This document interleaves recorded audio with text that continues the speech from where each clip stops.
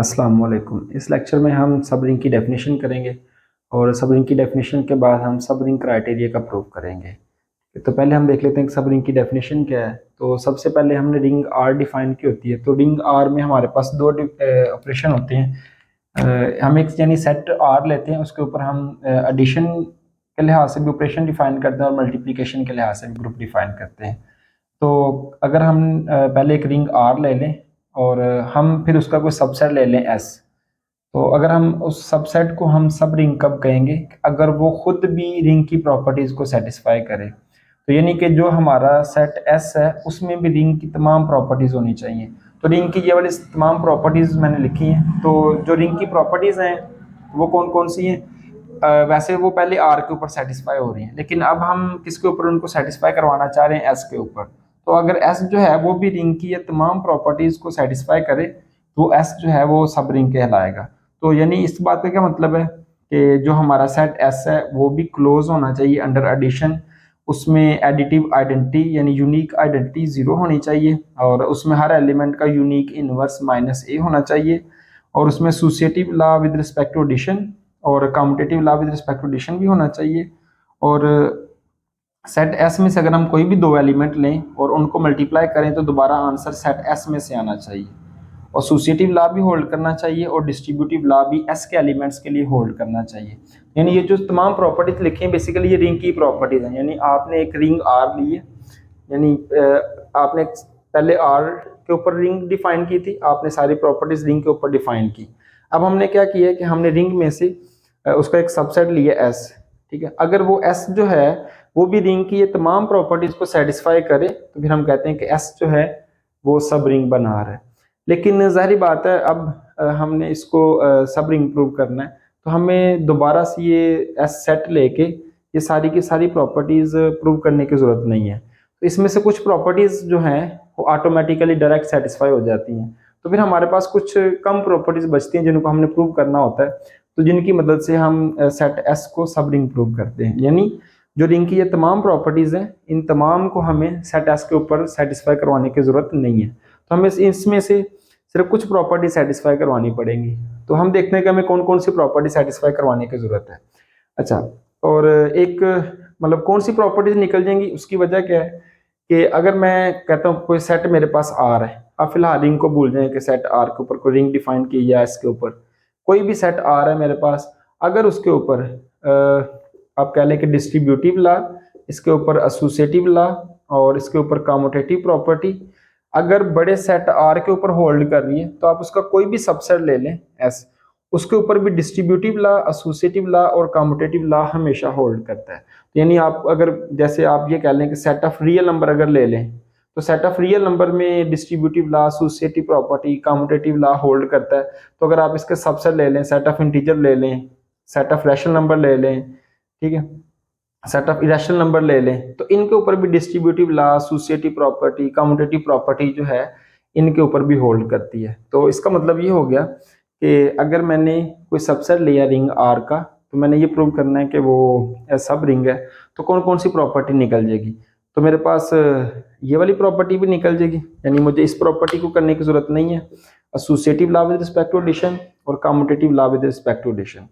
Okay, अब क्योंकि associative law with respect to addition हो चाहे मल्टीप्लिकेशन हो, अगर बड़े सेट के ऊपर होल्ड कर रहा है तो छोटे सेट के ऊपर भी होल्ड करेगा। तो इसका मतलब है कि हमें ये वाली दोनों प्रॉपर्टीज भी करने की जरूरत नहीं है, यानी एसोसिएटिव लॉ और डिस्ट्रीब्यूटिव लॉ चेक करने की जरूरत नहीं है। तो अब हमारे पास कौन सी प्रॉपर्टीज बच गई हैं? तो हमारे पास ये प्रॉपर्टीज बच गई हैं, तीन ये प्रॉपर्टीज बच गई हैं। यानी हमें close under addition, additive identity और एडिटिव इनवर्स शो करना होगा। और जो मल्टीप्लिकेशन वाली में से बची है वो सिर्फ ये वाली है कि वो क्लोज्ड अंडर मल्टीप्लिकेशन होना चाहिए। तो सिर्फ चार प्रॉपर्टीज अगर हम प्रूव कर दें किसी सेट एस के ऊपर तो वो क्या बन जाएगा? सब रिंग बन जाएगा। तो इसी बात को मद्देनजर रख के सब रिंग क्राइटेरिया बनाया गया है।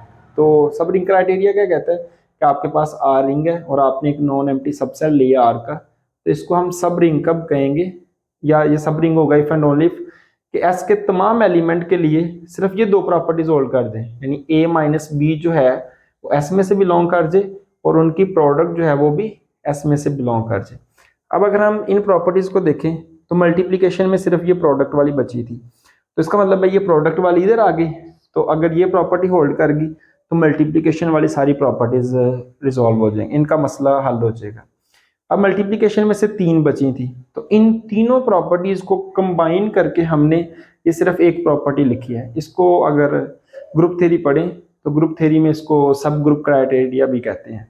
तो ये एडिशन के लिहाज से इन तीनों प्रॉपर्टीज को ये वाली अकेली प्रॉपर्टी कवर करेगी। तो अभी मैं इसका प्रूव करूंगा ये अकेली प्रॉपर्टी इन तीनों प्रॉपर्टीज को कैसे कवर करती है।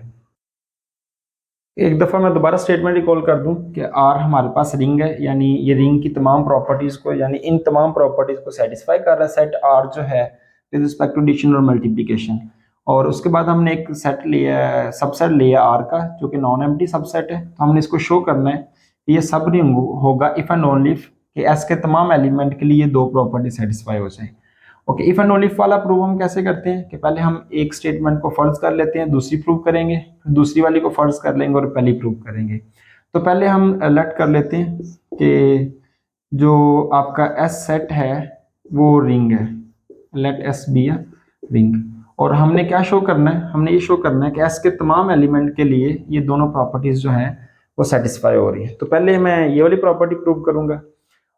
ओके, तो अब मैं इसके लिए लेट करता हूँ कि दो एलिमेंट जो हैं, क्योंकि हमें पहले एलिमेंट एस में से लेने हैं, तो मैं दो एलिमेंट एस में से ले रहा हूँ। ठीक है, अब क्योंकि ये मेरा जो एस है वो मैंने रिंग फर्ज किया हुआ है, अगर रिंग फर्ज किया हुआ तो ये सारी प्रॉपर्टी सेटिस्फाई होंगी, तो एडिटिव इनवर्स वाली प्रॉपर्टी भी सेटिस्फाई होगी, तो हर एलिमेंट का यूनिक इनवर्स भी होगा। तो इसका मतलब है कि ए का भी इनवर्स होगा और बी का भी इनवर्स होगा। तो मैं यहाँ से ये कह देता हूँ मुझे सिर्फ बी का इनवर्स चाहिए, तो माइनस बी जो है वो भी एस में से बिलोंग करेगा। तो एस में से कौन सी प्रॉपर्टी से बिलोंग कर रहा है, तो यहाँ ये 1 2 3 का मतलब है एडिशन के लिहाज से 4 प्रॉपर्टीज और ये मल्टीप्लिकेशन के लिहाज के 3 प्रॉपर्टीज। तो ये वाली प्रॉपर्टी सेटिस्फाई हो रही है, एडिशन के लिहाज से 3 अप्लाई की है मैंने। ठीक है, ये वाली अप्लाई की है इसके लिए। अब क्योंकि मेरा रिंग एस जो है वो रिंग बना रहा है, तो रिंग में क्लोज प्रॉपर्टी भी सेटिस्फाई होती है, तो हर एलिमेंट को ऐड करेंगे तो वो किस में आंसर आएगा, एस में आंसर आएगा। तो इसका मतलब है कि अगर मैं ए और माइनस बी को ऐड करूं तो वो मेरा एलिमेंट भी किस में चला जाएगा, एस में चला है, क्योंकि एस सब रिंग है आपके पास या सब रिंग है। तो यहाँ पे ये वाली क्लोज वाली प्रॉपर्टी मैंने अप्लाई की है। तो आप कह लें कि ये एडिशन के लिहाज से 1 वाली प्रॉपर्टी अप्लाई की है। तो इसको मैं ऐसे भी लिख सकता हूँ, this implies a minus b जो है वो एस में से बिलोंग कर रहा है। तो इसका मतलब है अगर एस जो है वो आप कह लें कि सब रिंग है, यानी सब रिंग का मतलब यही है कि वो इट सेल्फ रिंग है। तो अगर ये सब रिंग है तो इसका मतलब है कि ए माइनस बी जो है वो किस में से बिलोंग कर जाएगा, एस में से बिलोंग कर जाएगा। अब हमने सेकंड प्रॉपर्टी प्रूव करनी है, तो क्योंकि एस सब रिंग है तो इन तमाम प्रॉपर्टीज को सेटिस्फाई करवाएगा, तो इसका मतलब है कि वो क्लोज भी होगा अंडर मल्टीप्लीकेशन। तो अगर हम मल्टीप्लीकेशन के लिहाज से 1 वाली अप्लाई करवाएं तो हमारे पास आंसर क्या आ जाएगा, तो यानी for all a b belongs to S, this implies a b belongs to S. कौन सी प्रॉपर्टी अप्लाई की है मैंने, मल्टीप्लीकेशन के लिहाज से नंबर 1 वाली प्रॉपर्टी। तो इस प्रॉपर्टी के मुताबिक जो मल्टीप्लीकेशन है वो किस में होगी, एस में होगी। तो इसका मतलब अगर एस सब रिंग है तो ये वाली प्रॉपर्टी भी सेटिस्फाई होगी और ए बी की प्रोडक्ट जो है वो भी एस में से बिलोंग करेगी। अब हम कन्वर्स प्रूव करते हैं। अब हमने फर्ज ये वाली बात करनी है कि ये वाली स्टेटमेंट ट्रू है और हम शो करेंगे कि सब रिंग की तमाम प्रॉपर्टीज जो है वो सेटिस्फाई हो रही हैं। So suppose that for all a b belongs to S we have a minus b belongs to s and a b belongs to s। okay. और हम शो क्या करना चाहते हैं कि जो हमारा सेट s है वो क्या है, सब रिंग है, यानी इन तमाम प्रॉपर्टीज को सेटिस्फाई करवाएगा। तो अभी मैंने थोड़ी देर पहले बताया था कि अगर कोई प्रॉपर्टीज बड़े सेट के ऊपर जैसे कि एसोसिएटिव लॉ, कम्यूटेटिव लॉ और जो आपके पास डिस्ट्रीब्यूटिव लॉ, अगर ये बड़े सेट के ऊपर होल्ड कर रहे हो तो छोटे सेट के ऊपर भी ये प्रॉपर्टीज जो है वो होल्ड करती हैं। तो हम लिख सकते हैं कि जो +4 प्रॉपर्टी है और जो मल्टीप्लिकेशन के लिहाज से 2 और मल्टीप्लिकेशन के लिहाज से 3 प्रॉपर्टीज है वो फॉलोज फ्रॉम रिंग आर। तो ये रिंग आर से फॉलो हो जाते हैं क्योंकि हमारा जो सेट आर है वो रिंग है तो वो इन प्रॉपर्टीज को सेटिस्फाई कर रहा है, तो इसका मतलब है कि जो एस है वो भी इन प्रॉपर्टीज को सेटिस्फाई करेगा। ओके, अब हमने ये वाली तीन प्रॉपर्टीज मेन शो करनी है कि ये तीनों प्रॉपर्टीज जो हैं ये होल्ड कर रही हैं इस वजह से, इसकी वजह से। ओके, तो पहले हम शो करते हैं कि हमारा जो है जीरो जो है वो एस में से बिलोंग कर रहा है। ओके, तो अब मैं क्या करता हूँ, क्योंकि मेरे पास ये वाली प्रॉपर्टी है ए माइनस बी जो है वो एस से बिलोंग कर रहा है for all a b belongs to S. ठीक है। ओके, एक बात यहाँ पे आप लोग ज़हन नशीन कर लें कि समटाइम ऐसे होता है जब स्टूडेंट से पूछा जाता है कि फॉर एग्जांपल अगर मैं यहाँ पे 1 2 एलिमेंट लेता हूँ तो मैं कोई ऑपरेशन डिफाइन करता हूँ, अगर इन एलिमेंट्स का ऑपरेशन फॉर एग्जांपल मल्टीप्लिकेशन के लिहाज से चेक करें ये क्लोज है कि नहीं है, तो अक्सर स्टूडेंट ये करते हैं कि 2 को 1 से मल्टीप्लाई किया, 1 को 2 से किया तो कह दिया कि ये क्लोज है, क्योंकि इनको मल्टीप्लाई करने से इसको ए ले लेते हैं इसको बी ले लेते हैं और कहते हैं मल्टीप्लाई करने से 2 आंसर आ रहा है, दोबारा इसी सेटमेंट से आंसर आ रहा है। लेकिन ऐसा होता है कि जब भी हमने कोई ऑपरेशन डिफाइन करना हो तो एलिमेंट्स को अपने साथ भी हमने ऑपरेशन डिफाइन करना होता है, यानी 2 को 2 से भी मल्टीप्लाई करेंगे तो 4 आ जाएगा और वो इस सेट में से बिलोंग नहीं करेगा।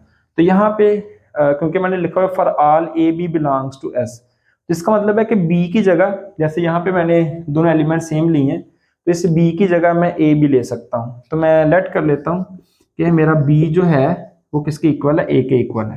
तो दिस इंप्लाइज ए माइनस ए जो है वो किसके इक्वल हो जाएगा, जीरो से, जीरो के इक्वल, और वो किस में से बिलोंग कर जाएगा, एस में से बिलोंग कर जाएगा। तो इसका मतलब है कि इसमें से जीरो भी बिलोंग कर गया। ओके, अब नेक्स्ट मैंने क्या शो करना है, नेक्स्ट मैंने ये शो करना है कि हर एलिमेंट का इनवर्स भी मौजूद है। अगर मैं कोई एलिमेंट लेता हूँ उसका इनवर्स भी मौजूद है। ओके, अब मैं क्या करूँगा, क्योंकि अब मैं दोबारा यहाँ पे कोई भी एलिमेंट ले सकता हूँ। सो चले यहाँ पे लिख लें दिस इंप्लाइज, बल्कि ठीक है यहाँ पे इसकी जरूरत नहीं है, हमने यहाँ शो कर दिया कि आइडेंटिटी इसमें है।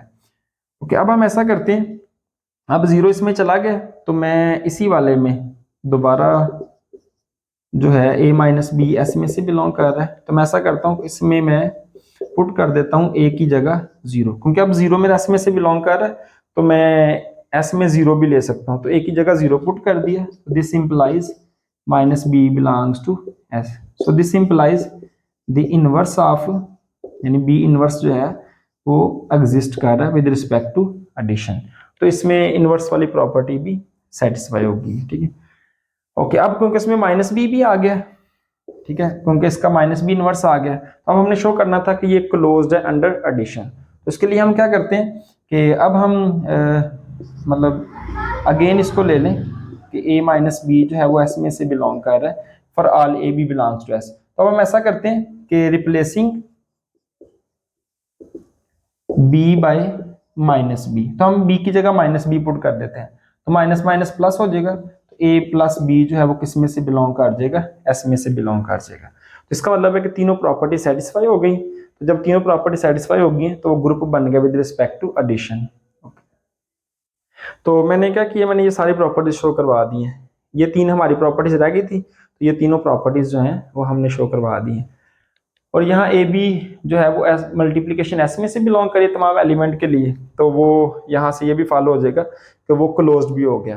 तो मैं कंक्लूजन ये निकला हमारा कि जो कुछ प्रॉपर्टीज़ हैं जैसे एसोसिएटिव लॉ, कम्यूटेटिव लॉ, और ये मल्टीप्लिकेशन के लिए एसोसिएटिव लॉ, डिस्ट्रीब्यूटिव लॉ, तो अगर बड़े सेट के ऊपर होल्ड करें तो छोटे सेट के ऊपर डायरेक्टली फॉलोज हो जाएंगी। तो हमारे पास जो प्रॉपर्टीज़ बची थी वो मेन ये वाली बची थी, मल्टीप्लिकेशन के लिए से क्लोज्ड, और ये तीनों प्रॉपर्टीज़। तो हमने ये तीनों प्रॉपर्टीज जो हैं वो बारी बारी प्रूव कर दी हैं। इसका सिंपल सा वे है कि पहले बी की जगह ए रिप्लेस करें, जीरो को शो करवा दें एस में से बिलोंग कर रहा है, फिर ए की जगह जीरो पुट करें तो उसका माइनस बी शो करवा दें कि हर एलिमेंट का इन्वर्स भी मौजूद है, और जब इन्वर्स हो जाए तो फिर आप बी की जगह माइनस बी रिप्लेस कर दें तो आपका ए प्लस बी जो है वो भी एस में से बिलोंग कर जाएगा। तो आपकी जो सब रिंग की तमाम प्रॉपर्टीज हैं वो प्रूव हो जाएंगी। इसका मतलब है कि हमें जब अगर कोई रिंग आर दी हो तो हमें ये चेक करना हो कि वो सब रिंग है कि नहीं है, तो हमें सिर्फ ये दो प्रॉपर्टीज चेक करनी होंगी कि ए माइनस बी जो है वो एस में से बिलोंग करे और वो मल्टीप्लिकेशन के लिहाज से क्लोज हो, तो फिर हमारा जो सेट एस है वो क्या प्रूव हो जाएगा कि वो सब रिंग है।